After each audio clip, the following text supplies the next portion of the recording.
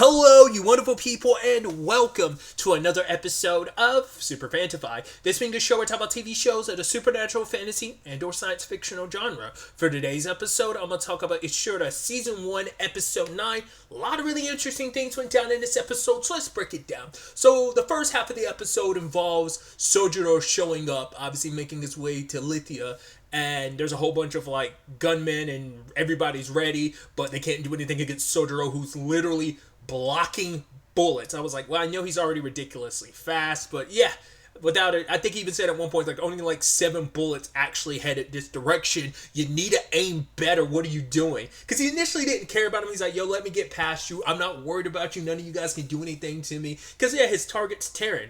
I mean, to be fair, he wants to fight anyone strong. Because I'm sure if he could, I mean, we know Shulk is back in Lithia, so I'm sure they might cross paths again. I mean, it depends on, well, we know Higure died last episode. We know Shulk is still around. We know Dakai is there. So who knows where they stand in the grand scheme of things against Sojiro. I can only assume Terran would probably actually beat Sojiro. We haven't actually gotten to see her like really in combat, but still.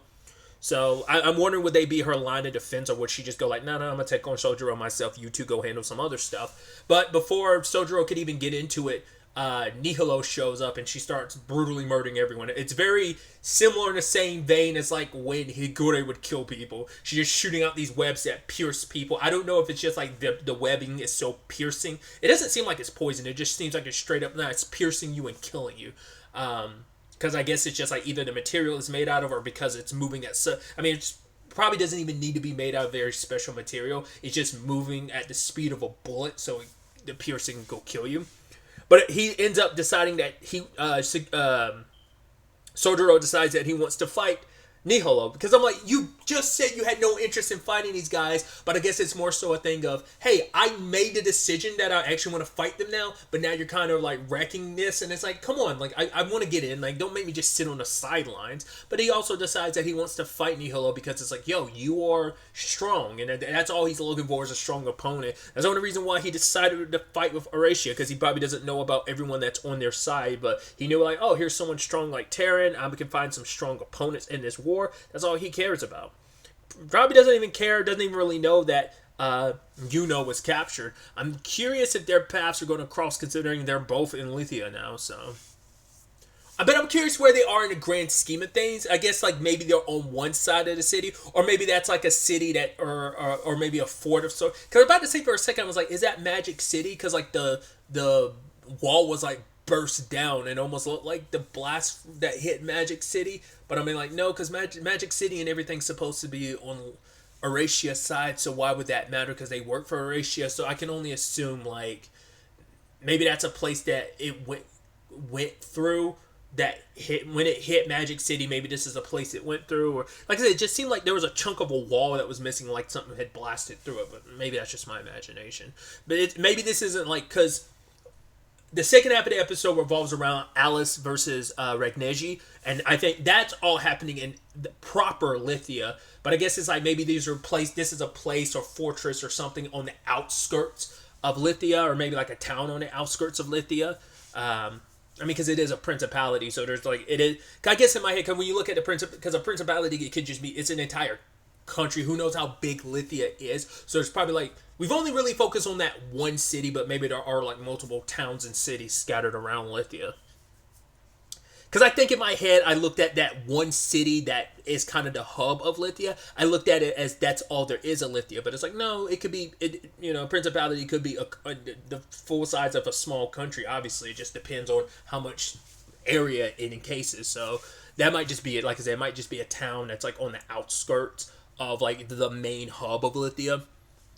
But yeah, Nihilo and Sojiro didn't really duke it out too much. It was like one single exchange and she got away, but then she noticed part of her armor for her suit was destroyed. What was interesting too is that, and Sojiro has some kind of interesting insight. Maybe it's kind of like, very Reen Schwarzer-esque, like swordsman sense or whatever, because he kind of sensed something when he fought that giant golem in episode 1, but he could sense like, wait, you're technically one life. You only have one life, right? And you're joined together. And just by pure observation, he was able to kind of pick up her circumstances. He doesn't know about Nihilo's full circumstances, but he was able to kind of pick up like, all right, there's almost like two different entities, but you're joined together by one life. Even though like all he can see is the outside of the armor, he can't see inside the tarantula armor. So, but yeah, it also turns out he could crack her armor. She's like, wow. She thought the only person that would be able to kill her or harm her would be, because she's kind of undying.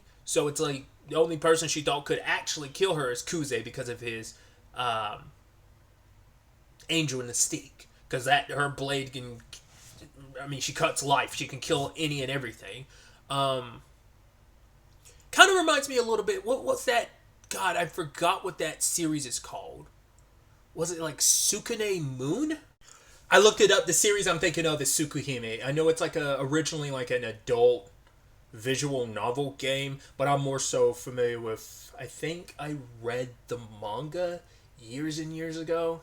Yeah, I read the manga years and years ago. There's also an anime adaptation, I believe. But either way, tangents and all that aside, like the main character has I don't think it's a knife. I think it's just a special ability he has where basically he can cut along like these lifelines and basically kill someone. It just made me think of that. I hadn't thought about that series in so long. Obviously, I couldn't even remember the name, but it's been so long since I read that I was like, I hadn't thought about that series in so long. But that reference just like popped into my head. It just like that Mystique's whole circumstances just kind of reminded me of that a little bit. That's why I feel like she's probably one of the people who definitely probably. I mean, that's also the thing. Like, there's so many like killers because I mean, Higure was a killer because it's like, yeah, one slice of that poison and you're dead. If that just managed to get inside your body in any shape or form, you're dead. But then like you have Mystique being able to kill you with one slash, but also obviously Kia like being able to kind of just with effortlessly just any like her words are that powerful, doesn't even have to really go about things the more traditional word art way, which is how powerful she is. So like there's some like heavy one-shotters potentially. So a lot of remaining fighters and people would have a run for their money against some of these people. Who knows how any of them would fare. I mean, once again, don't have to worry about Higure's poison anymore because he's dead. Not unless there's some, like, hey, he's coming back to life, but it looks like he withered and died, so. Well, yeah, because he died by a Mystique, so it's like, doesn't seem like there's any coming back from that, but who knows? I highly doubt it.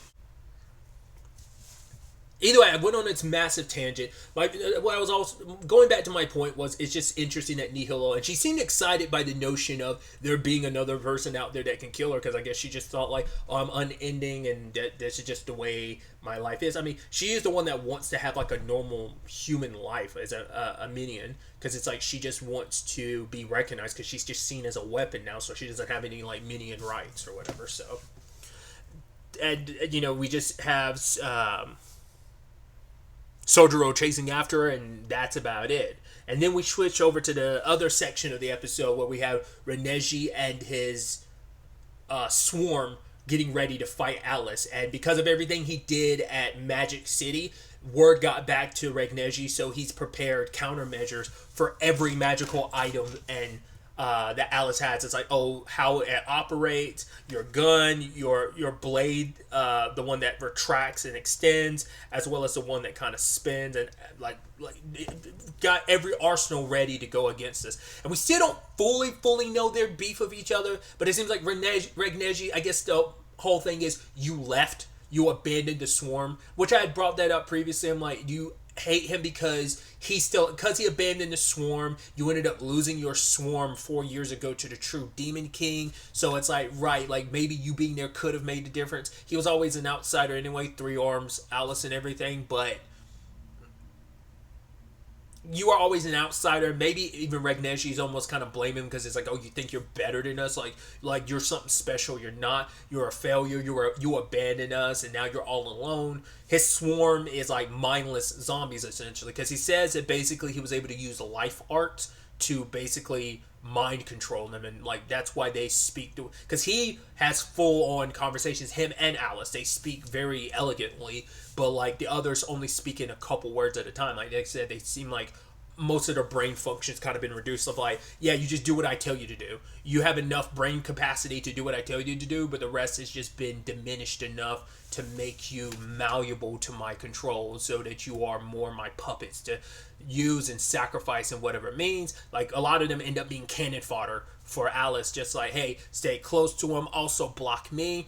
And the entire time, Regneji is just sitting there talking mad shit, running his mouth the entire time, which ultimately ends up being his undoing, because Alice is like, you probably would have stood a better chance if you just didn't talk so much. You've always been a talker. All you do is talk, talk, talk, talk, because he likes to gloat. He had made this whole point of, see, I'm the one that's right. He had made that point in a previous episode that, like, yeah, like, whatever decision I make, I know it's right because I'm always right, you know? It's like, it's one of those things where it's like you feel the need to...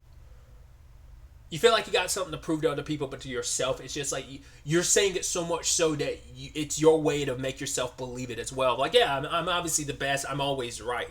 But yeah, every countermeasure, he had something ready for Alice. I mean, it doesn't help that he's also got minions like in the like towers and stuff firing at him, like making sure Alice doesn't have a chance to breathe. Because what benefits him is taking time to, as he says, you got to quickly measure the situation, and because of that, he's not fully prepared for this whole circumstance. So, but he still has some surprises up his sleeve. The fact is that he's able to the blade, the what was it, Kyo's hand, the sort of retractable blade that he's got, that sword can go further, like, because I think it was only like roughly 12 meters is what they thought, but it can go like 16, so he got pretty close to getting Reneji at one point in time because of it.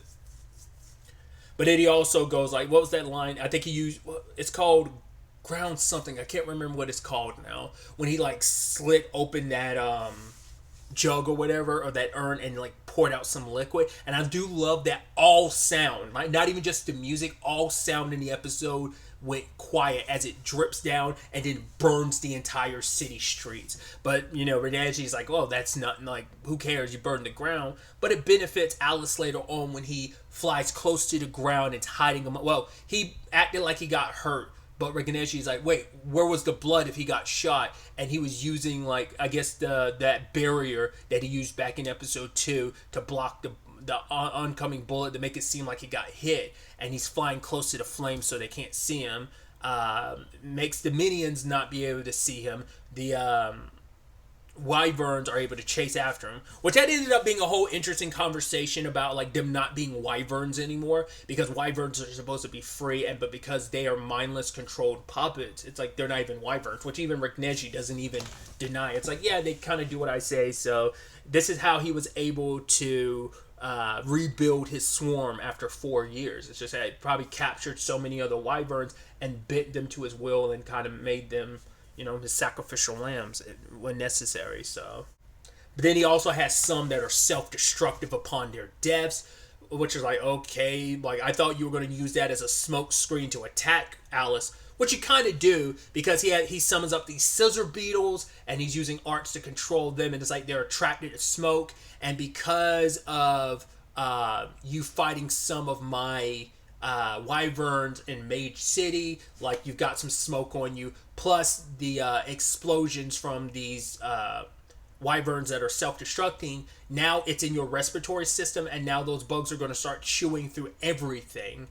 But then the problem is, once again, Regneji can't shut up, and enough time passed that it gave Alice the time he needed. That the attack it's set up burning the ground, it travels up the tower and it incinerates the remaining wyverns. Almost takes Regneji out, but he's heavily injured.